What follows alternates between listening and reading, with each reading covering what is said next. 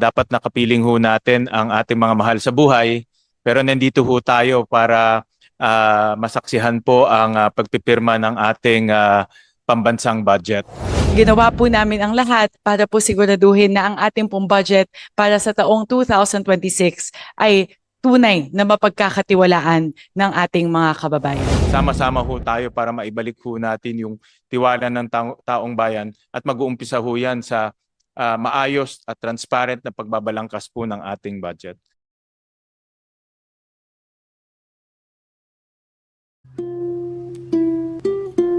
Thank you very much. I would like to express my gratitude to our BICAM conferees who have traveled far to be here today. All of us flew in, traveled from our respective provinces to be here today in the middle of the holiday season. So I truly appreciate the presence of all of our BICAM conferees. Thank you very much po. Today marks the culmination of many, many months of hard work. After 5 months, starting on August 13, when the NEP was formally turned over by the executive to both the House of Representatives and the Senate, both houses have worked very, very hard over the past few months to craft a budget that is truly responsive to the needs of the Filipino people. Ang gusto po naming itawag dito sa budget na ito ay isang people-centered budget. Talaga pong in terms of the process itself, wherein we made sure that the process is transparent and accountable to the Filipino people, and in terms of the content, where we really focused on human capital development. This budget, as you can see, is a product of reforms, both on the part of the House and the Senate towards transparency. As you can see po, if I may cite Senwin, for the first time in a long time, we have here in front of us, before the signing of the bicameral conference committee report, the enrolled bill. What is essentially going to be the enrolled bill of the General Appropriations Bill. All 4 books are here in front of us, printed, and this has also been shared with the members of the bicameral conference committee. So this, and of course, this is a product of the very first open BICAM in history.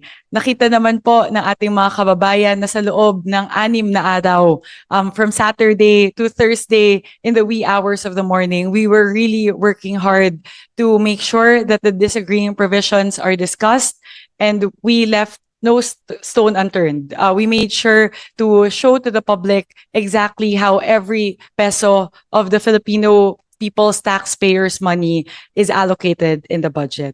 So I would like to once again thank the BICAM conferees, both on the part of the House and the Senate, for all the hard work, for the many, many hours, many, many days put into the crafting of this budget. And ang amin pong masasabi sa ating mga kababayan, ito pong budget na ito ay talagang pinaghirapan na buuin ng Kongreso at ng Senado, at ginawa po namin ang lahat para ito po ay maging transparent, accountable. Siguraduhin po na ito ay tunay na tumutugon sa pangangailangan ng ating mga kababayan, at higit po sa lahat, ginawa po namin ang lahat para po siguraduhin na ang ating pong budget para sa taong 2026 ay tunay na mapagkakatiwalaan ng ating mga kababayan. Maraming salamat po.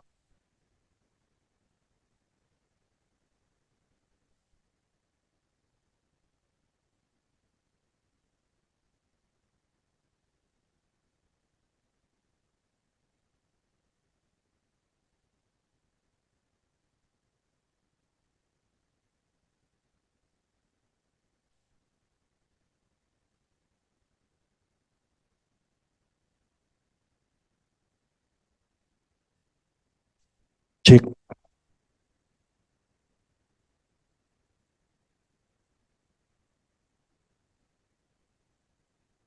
Allocate na lang ng...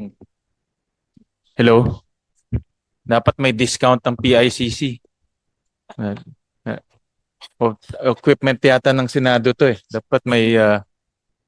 magandang hapon po sa lahat. Maraming salamat, Chairperson Mika. At una-una sa lahat, humingi po ako ng paumanhin sa lahat po ng ating mga kasamahan sa Senado, sa Kongreso, sa ating mga staff. Dahil po alam ko ito ay panahon na dapat nakapiling ho natin ang ating mga mahal sa buhay. Pero nandito ho tayo para masaksihan po ang pagpipirma ng ating pambansang budget. Alam ko marami ho ay pinutol yung kanilang mga family trips, marami hindi tinuloy yung kanilang family trips. Alam ko may mga kasamahan ho tayo sa Kongreso na galing pa ho kaninang umaga, no, sa kanilang mga probinsya, pero nandito ho sila ngayon para mapermahan ho itong ating pambansang budget. At nagpapasalamat din po ako kay Senator Loren, kay Senator Kiko Pangilinan, kay Senator JV sa kanilang uh, napaka-aktibong partisipasyon dito po sa pagbabalangkas po ng ating pambansang budget. Nagpapasalamat rin po ako kay Congresswoman Mika, sa lahat po ng ating kasamahan sa Kongreso, kay Congressman Abet, kay Congressman Alvarez, kay Congressman Javi Benitez, kay Congressman Nonoy Libanan, kay Congressman Alan T. At pahabol po si Congressman JJ Romualdo na galing pa ng Camiguin para po makasama ho natin. Lahat po ay nagtulong-tulong, nagsunog ng kilay para po matapos ho itong ating pambansang budget. At nagpapasalamat rin po ako sa ating mga staff na kasama ho natin ngayon sa Committee on Appropriation Staff at dito po sa LBRMO na hanggang ngayon hindi pa ho natutulog. Parang almost 1 month na ho sila hindi natutulog para po masigurado na itong ating pepermahan ay na-review ng mabuti. Ayon ho sa kanila, 5 beses ho sila nagpro-proofread nitong libro na ito. This is about 4,300 pages na binasa ho nila ng 5 beses. Tulad po ng sinabi ho ni Kong Mika, ito po ay kauna-unahang gagawin ho natin na ang reconciled enrolled copy ay naimprenta na at napakita na ho sa ating mga conferees at sa mga kasamahan ho natin para po makita rin ho nila yung ating pinag-usapan at binalangkas ho natin sa loob po ng maraming araw. At ito pong reconciled version ay i-upload ho ito. Pagtapos ho ma-ratify bukas, kaagad i-upload ho natin sa ating mga transparency portal. Ang Senado meron pong sariling transparency portal. Ang Kongreso may sarili pong transparency portal. So ma-upload na ho lahat ng dokumento kasama ho yung mga annexes. Ibig sabihin dito yung mga proyekto na meron pong station numbers at coordinates, i-upload ho natin lahat yan sa portal ho natin. So kauna-unahang pagkakataon rin na makikita ho ng taong bayan yung umpisa ng budget, yung National Expenditure Program, yung naaprubahan ng Senado, yung naaprubahan ng Kongreso na General Appropriations Bill, naaprubahan ng Senado, yung Senate version, at ito na po yung final version ng Bicameral Conference Committee na i-upload rin po sa website. Of course, pepermahan po ito ng ating Pangulo. So kung meron po siyang mga changes, yun po ay nasa kapangyarihan na ho nila. No? At pag napermahan na ho yan ng ating Pangulo, yan po ay magiging General Appropriations Act na i-upload naman po ng Malacanang sa kanilang official gazette at magiging batas na ho. So ang overall direction po nitong budget na ito ay human development at makikita ho natin na malaki po ang pondong inilagay ho natin sa edukasyon, sa kalusugan or health at sa agrikultura. Dahil naniniwala ho kami na ang itong tatlong sektor na ito ay napakahalaga po sa pagpapaunlad po ng ating bansa at pagpapaunlad po ng ating ekonomiya. At sa ganun rin, kaya isa rin po dahilan kaya ho naantala. No? Actually, first time ho na nagkaroon ng BICAM na after Christmas. Alam ko ho, si Senator Loren, ito expert sa finance, matagal ho naging finance chairman. Sa alam ko, first time yata nagkaroon ng permahan at ratification na after Christmas. No? Dahil nga ho, maraming adjustments na ginawa para po maging mas transparent, mas klaro, mas naintindihan po ng taong bayan yung pagbabalangkas ho natin ng ating pambansang budget.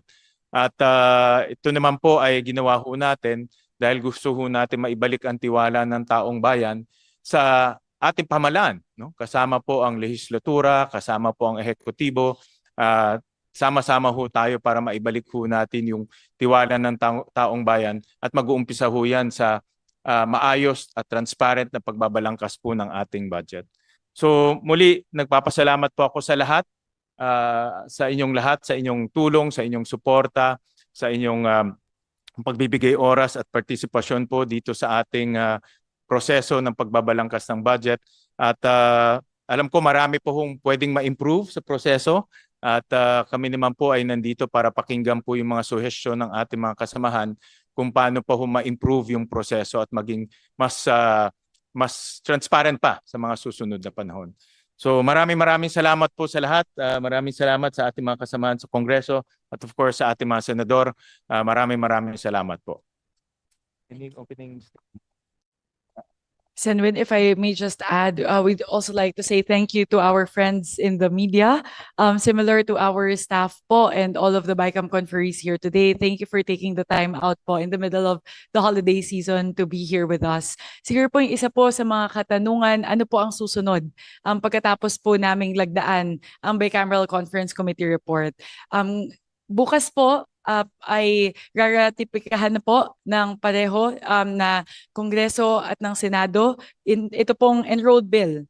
Nito pong ating budget at pagkatapos po noon, December 29 din sa parehong araw, atin na pong formal na itatransmit itong enrolled copy ng General Appropriations Bill sa ehekutibo para po sa review at sa paglagda po ng ating mahal na Pangulong Bongbong Marcos. So that's what's next po in the coming days. It's on the part of the House and the Senate. The process will conclude tomorrow with the ratification of the enrolled copy of the bill by both houses, by both chambers. There being no, before that, before I move to the next item on the agenda, may I ask if there are other remarks from our conferees? There being no further remarks from the conferees, we now proceed to the signing of the Conference Committee report on fiscal year 2026 General Appropriations Bill. Madam Chairperson, just a brief manifestation for the members of the Senate panel. Today, we are here to sign the Conference Committee report on the fiscal year 2026 General Appropriations Bill. The report contains a summary of the reconciled appropriations based on the deliberations of the Conference Committee, as well as a matrix of the general and special provisions indicating the differences between the House and the Senate version and the corresponding reconciled provisions. Guided by our commitment to transparency and previous agreements in plenary, I would like to respectfully clarify that the annex to the report as an integral part thereof is the reconciled bill in the form and style of an enrolled bill. Consistent with the past practice in the Conference Committee reports on general appropriation bills, the conferees affix their signature only on the general summary and the amendments to the general and special provisions forming part of the Conference Committee report. Copies of the reconciled bill were previously distributed to all conferees for their reference. With this understanding, we now proceed to affix our signatures to the Conference Committee report.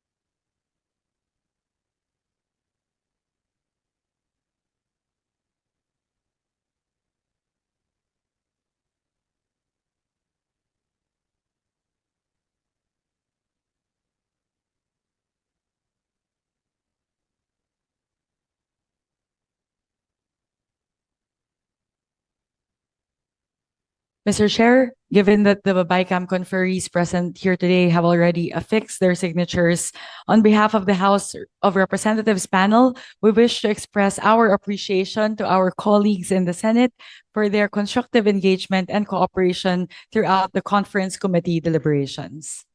Maraming salamat, Madam Chairperson. On behalf of the Senate panel, we would like to extend our gratitude to our colleagues in the House of Representatives for their collaboration and dedication during the conference committee deliberation. So maraming salamat. Happy New Year sa inyong lahat. Happy New Year sa ating mga kasamahan.